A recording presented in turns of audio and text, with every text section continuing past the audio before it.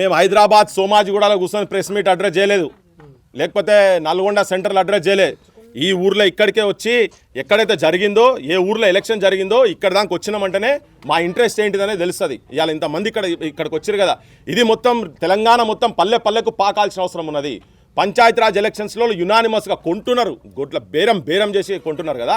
నేను ఉట్టిగా అనలేదు. ప్రజా సంఘాల తర్వాత ఈ ముఖ్యమంత్రికి దగ్గరున్నోళ్ళు ఉన్నారు కదా, వాళ్ళందరికీ విజ్ఞప్తి చేసిన కూడా అందుకే మీరు రావాలి, వీడికి రావాలి. ఏం జరుగుతున్నది, ఎంత ప్రజాస్వామ్యం అపహాస్యం అయ్యేటువంటి పరిస్థితిలో ఉన్నది. రిటైర్డ్ జడ్జిలు ఉన్నారు, అవసరమైతే వాళ్ళని కూడా పట్టుకొస్తాం, పట్టుకొచ్చి కూసబెడతాము. ఎట్లా ముఖ్యమంత్రి వీళ్ళకు సెక్యూరిటీ ఎట్లా ఇయ్యడో, ఈ గ్రామంలో సేఫ్ ఎలక్షన్స్ ఎట్లా కావో, ఈ దుర్మార్గులు రాక్షసులు ఎవరైతే ఉన్నారో, ఈ రాక్షసులకు అండగున్నటువంటి కోమటిరెడ్డి వెంకటరెడ్డి అనే రాక్షసుడు, ఆ రాక్షసుని కూరలు కోసే వరకు సవాలే లేదు. ఈ ఎలక్షన్స్ అయ్యే వరకు వాళ్ళకు అండగా ఉంటాం. ఏ ఆది రాతమ్మ నువ్వు ఫోన్ చేయి, నేను చెప్తున్నా కదా, అన్నీ పక్కకు పడేస్తాం, అన్నీ పక్కకు పడేసి ఇక్కడ ఉంటాం. మేము ఆల్రెడీ దీని మీద మాట్లాడతాం. అందుకే ఈ ఊరికి ఇక్కడ దాకా వచ్చి ఇది జనాలకు తెలియజెప్పే ప్రయత్నం చేసేందుకే ఇక్కడ దాకా వచ్చిన. వాళ్ళు దొరకబట్టి వాళ్ళు ఊళ్ళో లేకుంటే యాడున్నారో అన్వేషణ చేసి ఈ దాకా పట్టుకొచ్చినాం కదా. ఉట్టిగా చేతులు దులుపుకునేది లేదు, అంత ఈజీగా చేతులు దులుపుకునేది ఈ దాకా వచ్చినామంటే. పృథ్వీరాజ్ అయితే వదిలిపెట్టే సవాలే లేదు దీని విషయంలో. యాడి దానికంటే ఆడి దాకా పోతాం. ఇది ఏ పార్టీ కాదు, ఏ కులం కాదు, దేని గురించి కాదు ఇక్కడ ఉన్నది.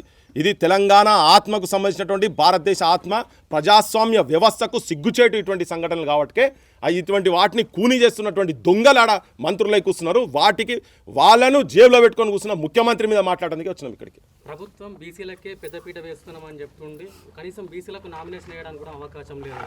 బీసీల వ్యవస్థ పైన ఏం చెప్తారు? ఇవన్నీ డైలాగులో రాయడు ఆయనే. రేవంత్ రెడ్డి అంటే ఆయనే ఈ ప్రభుత్వము ముఖ్యమంత్రి ప్రభుత్వం హెడ్ ఉట్టి డైలాగులు కొడుతుంటాడు. ఆయన కూర్చొని నోటికి ఏదో వస్తుంది మాట్లాడుతుంటాడు. ఇప్పుడు దీని మీద స్పందించాలి కదా, 3 రోజులు అవుతున్నది. హోంమంత్రి అయినే కదా, దీని మీద ఇమ్మీడియట్గా వాళ్ళ మీద కేసులు పెట్టి బొక్కల పడాలనా లేదా? ఉచ్చ తాగిపిస్తారా భయ్? మూత్రం తాగిపిస్తారా? ఏ కాలంలో ఉన్నాం, ఎక్కడున్నాం, ఏ కాలంలో? 5-6 సార్లు అన్నట వాడు బీర్లు తాగుకుంటా మూత్రం ఎప్పుడు వస్తే అప్పుడు గ్లాసులలో బట్టి, జంబో గ్లాసులలో బట్టి దాన్ని బీరు కలిపి తాగిపిస్తాడు. పెగ్గులలో నీళ్లు కలిపి తాగిపించినట్టుగా అట్లా సార్లు తాగిపించిండు కదా. ఏం ముఖ్యమంత్రి నీకు సోయి లేదా? నీకు ఇంకా తెలియదా? నీ ఇంటెలిజెన్స్ చెప్తలేదా ఏం జరుగుతుందో తెలంగాణ పల్లెలలో? ఏ సంస్కృతి, ఎక్కడ సంస్కృతి? ఇయ్యాలది కాదు. అంబేద్కర్ ఎప్పుడో చెప్పిండు, తెల్లదొరలు పోయి నల్లదొరలు వచ్చుడే కాదు, నా జాతులకు స్వేచ్ఛ ఎట్లా రావాలి. ఎప్పుడో పాత కాలంలో అట్లనే దొరలు భూస్వాములు కూర్చొని వాళ్ళ ఉచ్చలు ఎట్లా దాగిపించిర్రో అట్లనే కనబడుతున్నాయి. 78 ఏళ్ళ స్వతంత్ర దేశంలో ఇక్కడ ఈ ఊర్లో దేవుని పేరున్నటువంటి ఊర్లలో ఉచ్చలు దాగిపించే సంస్కృతి ఇంకా ఉన్నది. అటువంటి దుర్మార్గులు ఇక్కడ బతుకున్నారంటే నేను మీటింగ్లో అది చెప్తుంటే పక్కకు ఒక మంత్రి ఉన్నటువంటి వ్యక్తి చెప్తున్నాడు, అరే పృథ్వీ ఇంత ఘోరమా అని చెప్పని. వాడిని అది గోషిపడేశాలే వాడిని అని, వాని చేతులు నరకాలి అంటున్నారు. అందుకనే చెప్పిన హిడ్మాల్ ఇక్కడ ఇట్లనే పుడతారు, ఇట్లా అరాచకాలు చేస్తేనే హిడ్మాల్ పుడతారు, ఉట్టిగా పుట్టలే. అందుకనే బరాబర్ వీళ్ళు ప్రభుత్వము బీసీలు గీసీలను పక్కకు పడేసి, అసలు ఎవరైనా ఫస్ట్ టైం మహిళ కదా, భారతమాత అని ఆడపోయినా కానీ ఆడోలే దేవులు కదా. ఏ పార్టీలు ఏం చేస్తున్నారు నాకు అర్థమైతే లేదు. బీజేపీలో ఆడపోయారు, వీళ్ళు ఎక్కడ పోతారు అసలు నాకు తెలుస్తలేదు. సో మొత్తం సమాజం మొత్తం తల దించుకునేటువంటి, తెలంగాణ సమాజం తల దించుకునేటువంటి పని చేసింది. కానీ ధైర్యంగా ఏంటంటే ఏ నల్గొండల సాకలైలమ్మ పుట్టిందో, ఏ నల్గొండల బెల్లెలతో పుట్టిందో అదే గడ్డ మీద మళ్ళీ ఒక వీరనారి లెక్క పుట్టింది. అమ్మ నువ్వు ధైర్యంగా ఉండు. కానీ చాలామంది అసలు భర్తని ఇట్లా చేసిరంటే ఏడ్చుకుంటే ఇంట్లో కూర్చొని నామినేషన్ వేయకుంటుంటారు. కానీ ధైర్యం చేసి నువ్వైతే ముందు పడ్డావో దానికి తోడుగా ఇంకొకరు వచ్చి నామినేషన్ అయితే వేసిండ్రో ఇక్కడ, చలో నువ్వు పోతే నేను ఉంటాను ఇంకొకరు నామినేషన్ ఇచ్చారో వాళ్ళిద్దరికీ నేను సలాం కొడుతున్నా. తెలంగాణ మొత్తం ఇది రేపు చరిత్ర జరగాలి. ఈ చరిత్ర మేము తెలంగాణ మొత్తం చెప్తాం.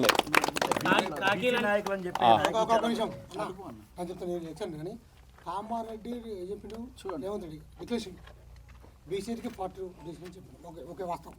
మరి ఎందుకు మిలిపెట్టి అట్లే? అదే ఇప్పుడు అదొక అంశం నేను చెప్తా దాని గురించి. కానీ ఒక్క నిమిషం చెప్తా. కాంగ్రెస్ పార్టీ బీసీలకు పెద్దపీట వేస్తా అని చెప్పేసి అనేక సందర్భాల్లో చెప్తా ఉంది. మరి ఇక్కడ బీసీ బిడ్డ పోటీ చేస్తా ఉంటే వేరే వాళ్ళు అడ్డుపడుతుంటే ఏం చేస్తా ఉన్నారు నాయకులు అందరూ? ఎందుకు స్పందిస్తారు? బీసీ నాయకులు ఎవరైనా కావాలి. అరే నేను ఉన్నది కూడా చెప్పనా, మన దగ్గర ఉన్న బీసీ నాయకులందరూ కూడా చాలా మంది చాలా సిగ్గుతో తలవంచుకొని చెప్తున్నారు ఏంటంటే బ్రోకర్ నా కొడుకులబ్బా వీళ్ళు. వాళ్ళ దగ్గర ఈ పెట్టుబడిదారి వర్గాల దగ్గర, తర్వాత ఇప్పుడు రాజకీయ వ్యవస్థ నడుపుతున్నటువంటి కొంతమంది సంకుచిత స్వభావం ఉన్నటువంటి వ్యక్తుల దగ్గర వీళ్ళు పమోరియన్ డాగ్స్. వాళ్ళు బిస్కెట్ వేస్తే మొత్తుకోరా అంటే మొత్తుకుంటాయి. ఇవాళ రావాలి కదా, మొత్తం వచ్చి ఇక్కడ నిలబడాలి, అడ్డం నిలబడాలి. ఇప్పుడు ఎమ్మెల్యేలు అయినారు, ఈ కులంకెళ్ళి ఉన్నటువంటి ఎమ్మెల్యేలు అయినారు కదా, వాళ్ళు కూడా వచ్చి ఇక్కడ అడ్డం నిలబడ పార్టీలు పక్క కొడేసాయి, ఏ పార్టీ అని పక్క కొడేసాయి. బీసీలు కాదు ప్రతి ఒక్కరు. ఇలా సందీప్ రెడ్డి అంటే ఆల్రెడీ వాళ్ళ సామాజిక వర్గానికి సంబంధించినటువంటి వ్యక్తినే చంపిండు కదా ఇక్కడ. ఏం పేరు? విజయరెడ్డి, విజయారెడ్డి ఆయన పేరు విజయరెడ్డి. భర్తను ఒక్క నిమిషమే, భర్త పేరు విజయరెడ్డి, సంజయ లాస్ట్ మాజీ సర్పంచ్ కూడా చంపిండు. అంటే వీళ్లకు ఆధిపత్యం చేయాలనుకునేటోళ్ళకు ఇవన్నీ ఏముండయి. కానీ వీళ్ళను మోస్తున్నాడు చూసినావా, మోస్తున్న ముఖ్యమంత్రి పచ్చి మోసగాడు, ద్రోహి అని క్లియర్ కట్గా చెప్పాల్సిన పరిస్థితి ఇక్కడ ఉన్నది క్లియర్గా. ఏదైతే గతంలో ఈ ఐబొమ్మ ఇవని చెప్పేసి వాళ్ళని పట్టుకున్నాం, ఎక్కడ పట్టుకున్నాం అని చెప్పేసి గొప్పలు చెప్పుకుంటారు పోలీసు వ్యవస్థ, ప్రెస్ మీట్లు కూడా పెట్టారు. దాన్ని మరి ఇంత జరుగుతా ఉన్నా 3 మంత్రులు ఉన్నారు నిజాం జిల్లాకు సంబంధించి, మరి ఈ పోలీస్ వ్యవస్థ సంబంధించి ఏం చెప్తారు? మరి ఇట్లాంటి విషయాల మీద ఎందుకు మరి స్పందిస్తలేరు కావచ్చు, న్యాయం చేస్తలేరు? వాళ్ళు కూడా సినిమా ఆర్టిస్టులు అయిపోయారు పోలీసు వాళ్ళు. వాళ్ళకి ఏమున్నదబ్బా, ఇప్పుడు అంతా పైసల కథ అయిపోయింది. వాళ్ళకు పోస్టింగ్ కావాలి. ఈ ముఖ్యమంత్రి వచ్చినాక అటువంటి ఆయన ఏదో పోస్టింగ్ ఇచ్చిండ్రు. అందుకే పోలీసు వాళ్ళు చెప్తున్నారు కదా, వాళ్ళకు కూడా కనికరం లేదు. వాళ్ళు ఈ పనులు చేసినందుకు కాదు, ఇప్పటిదాకా కేసులు పెడతలేరంటేనే వాళ్ళు మంత్రుల దగ్గర చెంచాలైనరు.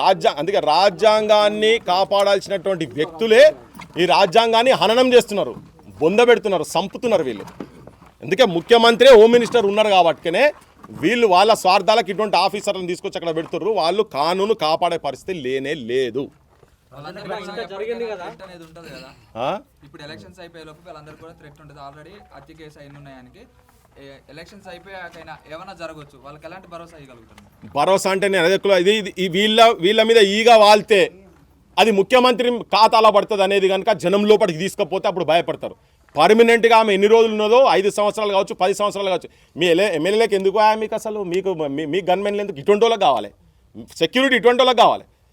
ఈ ప్రజల హక్కులు కాపాడేటందుకు ప్రజా వాక్కు లెక్క బయటకు వస్తున్నటువంటి ధైర్యం చేసి గుండాలకు, రౌడీలకు వ్యతిరేకంగా ప్రజలను కాపాడి ప్రజాస్వామ్యాన్ని కాపాడేటువంటి ఆలోచనతో వచ్చినటువంటి వాళ్లకు సెక్యూరిటీ ఇవ్వాలి, పెట్టాలి. బరాబర్ 24 గంటలు తనకు డబుల్ గన్మెన్లు ఇక్కడ పెట్టాలి, భర్త కూడా ఇక్కడ పెట్టాలి, ఈ ఊర్లో పికెట్ పెట్టాలని చెప్తున్నాను. అందుకే ఈడమా ఊర్లో పెట్టుడు కాదు, ఇప్పుడు ఈడ పెట్టండి. ఆడ పెడితే పెట్టుకోరు కానీ ఈడ మాత్రం పెట్టాలి కదా. రేవంత్ రెడ్డి ఉట్టిగా పొంగనాలు కొట్టి మాటలు ముచ్చట్లు కావు. ఈమె మీద ఏలు పడితే ఈ ఊర్లో ఈ ఊరు కాదు ఏ ఊర్లోనైనా కానీ ఏలు పడితే వాళ్ళ పిల్లల మీద కూడా ఎక్కడైనా ఏలు పడ్డా కానీ ఇది పాపం నీ మీద ఉంటుంది. మేము అంత ఈజీగా ఏలు పడనీయం. సెక్యూరిటీ ఇమ్మీడియట్గా ఇవ్వాల్సిన అవసరం ఉన్నది. మేము 5-6 కార్లలో వచ్చుడు కాదు, తనకే పోలీస్ సెక్యూరిటీ కావాలి. ఫస్ట్ ఆ సందీప్ రెడ్డి అంటోని ఫస్ట్ బుక్కల వర 4-5 ఎవరెవరు ఉన్నారో అసలు ఫస్ట్ నువ్వు కోమటిరెడ్డి వెంకటరెడ్డి మీద దీని మీద విచారణ జరిగి ఆయన బర్తరఫ్ చేయాలి. ఫస్ట్ చేస్తేనే చక్కగా అవుతారు వీళ్ళంతా. ప్రజలకు రక్షణ చేయాల్సిన పోలీసులు వన్ సైడ్ బిహేవ్ చేస్తారు కదా, అధికార పార్టీకి సపోర్ట్ చేస్తున్నారు కదా, మరి ఎలా సపోర్ట్ జరుగుతుంది? ఇలా న్యాయం ఎలా జరుగుతుంది? అందుకే మా సొంటలం మన సొంటలం అందరూ ఉన్నాం కదా. ఇక్కడ 10 ఛానళ్ళలో ఎందుకు వచ్చినాం మనం? వీళ్ళకి సపోర్ట్ అండగా నిలిచేందుకే. ఇంతకుముందు కాలంలో ఇట్లా లేకుండే. నీకు 20 ఏళ్ళ కింద ఇట్లా ఈ మీడియా లేదు. ఇవాళ కూడా మెయిన్ స్ట్రీమ్ మీడియా ఎవరు వచ్చిండ్రు? మెయిన్ స్ట్రీమ్ ఎవరు రారు దీనికి. ఇలా మన బోటోలో ఉన్నాం, ప్రజల తరఫుకెళ్ళి మన బోటోలో ఉన్నాం కాబట్టి మనం మాట్లాడుతున్నాం. మెయిన్ స్ట్రీమ్ మీడియా ఉండేది ఉంటే ఇవాళ గతి ఉండకపోవు. మెయిన్ స్ట్రీమ్ మీడియా లేదు. ఇప్పుడు ఈ మీడియాతోటి సోషల్ మీడియాతో జనం లోపల తీసుకుపోతాం. అందుకే ఇప్పుడు మన బంధుకు అవసరం లేదు మనకు. ఇవే బంధుకులు, ఇవే గన్లు మనయి. విన్నావా? తెలంగాణ ప్రజలకు ఈ సోషల్ మీడియానే ఇటువంటివే గన్లు మనయి. విన్నారా? ఇవన్నీ రేపు పొద్దుగాల ప్రజావాక్కు లెక్క. ఇప్పుడు దీంట్లో ఎవరు భయపడటోళ్ళు ఏం లేరు. ఉన్న అన్సెన్సార్డ్ తీసుకుపోయి లేస్తాం కదా. యాక్చువల్గా ఇలా మూడో దినం కావాలి తనది ఇంట్లో. ఈ 3 వద్దులు కావాలి, ఇలా 3 వద్దులు కావాలి. కానీ 100% చంపేద్దరు వాళ్ళు. ఎందుకంటే ఆయన నేర చరిత్ర ఉన్నటువంటి వ్యక్తి కదా సందీప్ రెడ్డి అనేటోడు. ఆ గ్యాంగ్ నేర చరిత్ర గతంలో చంపినటువంటి ఉదంతాలు ఉన్నాయి, తల్వార్లతో పోయిన ఉదంతాలు ఉన్నాయి, జైళ్ళల్లో ఉన్నటువంటి ఉదాహరణలు ఉన్నాయి కదా. సో పక్కా వాళ్ళకి పెద్ద ఇష్యూ కాదు. ఇట్లా పెట్టి మెడల మీద కత్తి పెట్టి నడుము మీద కత్తి పెట్టి చంపేద్దరు, 100% చంపేద్దరు. కానీ ఈమె ధైర్యము, ఊర్లో ఇంకోరు అండా వచ్చి ఉన్నారు చూసినావా, అగో దాంతోనే వీళ్ళు బతికింది అంతే తప్ప. ఈయన భార్య కూడా నామినేషన్ వేసింది. ఈ ఇంటికి ఆ ఇల్లు తోడైంది. అందరం కలుద్దాం, మన అందరి ఇల్లు తోడై దీన్ని అయితే వీళ్ళని కాపాడుకుందాం. సెక్యూరిటీ బరాబర్ ఇవ్వాల్సిందే.